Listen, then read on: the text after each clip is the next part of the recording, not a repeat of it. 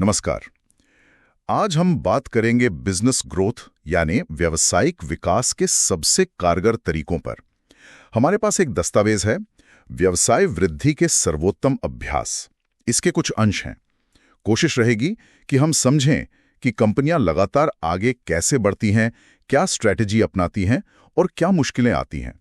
तो चलिए शुरू करते हैं। ये ग्रोथ की यात्रा, ये शुरू कैसे होती है? कंपनियां इसे बनाए कैसे रखती हैं? देखिए, एक बहुत ही अहम सोच है जिसे कहते हैं अगला एस कर्व ढूंढना। मतलब कोई भी प्रोडक्ट या मार्केट हमेशा एक ही रफ्तार से नहीं बढ़ता है ना। एक टाइम आता है जब वो सैचुरेट होने लगता है। तो जो टॉप कंपनियां हैं वो हमेशा आगे का सोचती हैं। जैसे एप्पल, उन्होंने देखा कंप्यूटर मार्केट में ग्रोथ सीमित है तो वो मोबाइल डिवाइसेस पर फोकस करने लगे। ये सिर्फ एक अच्छे प्रोडक्ट की बात नहीं है, ये है कि विकास का अगला दौर कहाँ से आएगा वो समझना। अच्छा, मतलब एक हिट के बाद रुकना नहीं है, लगातार कुछ नया सोचना है। और इसमें ग्राहकों का क्या रोल है? मतलब कस्टमर्स कहाँ फिट होते हैं? अरे, कस्टमर्स तो सबसे जरूरी हैं। बिल्कुल। सफल कंपनियां जो हैं वो ग्राहकों की समस्याओं को बहुत बहुत गहराई से समझती हैं। जैसे दस्तावेज में वो IBM का ऑपरेशन बेयर हग का जिक्र है, जहां बड़े अधिकारियों को सीधे ग्राहकों से मिलना पड़ा। समझ गया। तब उन्हें असलियत पता चली और वो फिर लीन तरीके अपनाते हैं। मतलब तेजी से प्रोटोटाइप बनाना, ग्राहकों के साथ मिलकर उसे बेहतर करना, फिजूल की चीजें हटाना। और यहीं पर शायद वो डिजाइन थिंकिंग की बात आती है। ये सिर्फ प्रॉब्लम सॉल्विंग नहीं है ना? हाँ बिल्कुल। डिजाइन थिंकिंग असल में नए विकल्प बनाने के बारे में है। जो पारंपरिक विश्लेषण है वो तो मौजूदा बाजार को देखता है, लेकिन डिजाइन थिंकिंग इंसान को बीच में रखकर बिल्कुल नए समाधान खोजने की कोशिश करती है। जैसे वो ब्लू ओशन स्ट्रैटेजी है, ऐसी जगह खोजना जहां कोई कंपटीशन ही ना हो। एप्पल के जॉनी आइव का उदाहरण बहुत अच्छा है, कैसे उन्होंने यूजर एक्सपीरियंस पर फोकस करके इंडस्ट्री बदल दी। हाँ, ये तो दिलचस्प है। पर सिर्फ अच्छे आइडिया होना तो काफी नहीं है। कंपनी के अंदर भी तो माहौल चाहिए ना उनको सच बनाने के लिए। हाँ, ये बेहद जरूरी है। इसके लिए लीडरशिप का पूरा सपोर्ट चाहिए और हाँ, रिस्क लेने का हौसला भी।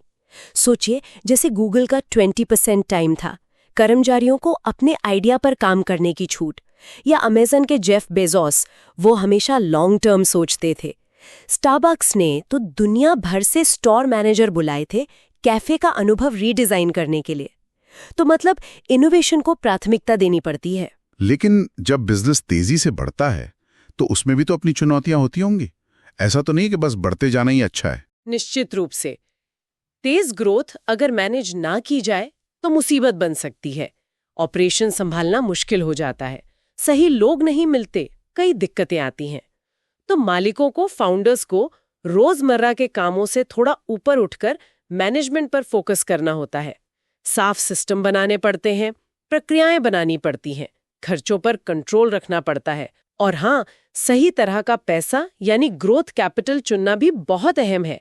सही साइज, सही कॉस्ट, सही शर्तों वाला। तो ये ग्रोथ के लिए कंपनियां क्या-क्या रणनीतियां अपनाती हैं? कुछ मुख्य तरीके हैं? हाँ, कई हैं, पर मोटे तौर पर देखें तो कुछ बड़े रास्ते हैं। एक तो है मार्केट पेनिट्रेशन, मतलब अपने मौजूदा ग्राहकों को ही अपना मौजूदा प्रोडक्ट ज्यादा बेचना, जैसे कोल्ड ड्रिंक के बड़े पैक बेचना। दूसरा मार्केट डेवलपमेंट, अपना प्रोडक्ट नए बाजारों में ले जाना, मान लीजिए दूसरे शहर में स्टोर खोलना। फिर आता है प्रोडक्ट डेवलपमेंट, अपने मौजूदा ग्राहकों के लिए नए प्रोडक्ट लाना। और सबसे ज्यादा जोखिम वाला होता है नए ग्राहकों के लिए बिल्कुल नए प्रोडक्ट लाना, जैसे पोलारिस ने स्नोमोबाइल के बाद ATV बनाए। ये मुश्किल है पर कभी-कभी जरूरी हो जाता है। और इन सब में फोकस बनाए रखना वो कितना जरूरी है? नाना, यानी प्रोडक्ट डिफरेंशिएशन। जैसे अलग अलग टूथपेस्ट ब्रांड होते हैं ना, कोई सफेदी के लिए, कोई सेंसिटिविटी के लिए।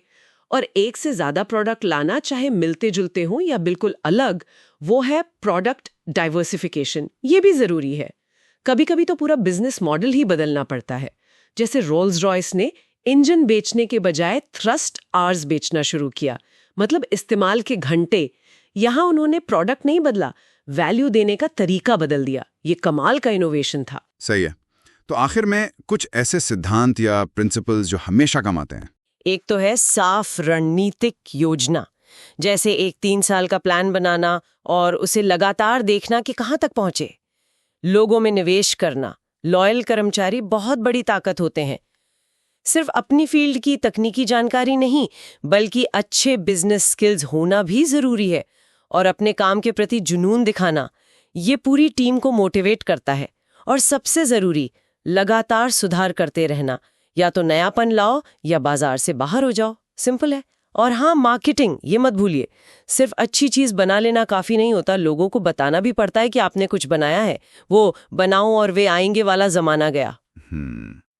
तो कुल मिलाकर कहें तो बिजनेस ग्रोथ सिर्फ साइज में बड़ा होना नहीं है, बल्कि यह है कि आप कितने स्मार्ट तरीके से बढ़ते हैं, कितना नया सोचते हैं और कैसे बदलते वक्त के साथ खुद को ढालते हैं। ये एक लगातार चलने वाली प्रक्रिया है। बिल्कुल सही कहा। और यहाँ श्रोताओं के लिए सोचने वाली एक बात है, अगर कोई बिजनेस आज इन सभी सिद्धांतों में से सिर्फ एक को, मान लीजिए ग्राहकों की जरूरतों को बहुत गहराई से समझना को पूरी तरह से अपना ले, तो उसके विकास की दिशा आज कैसे बदल सकती है, क्या फर्क आ सकता है?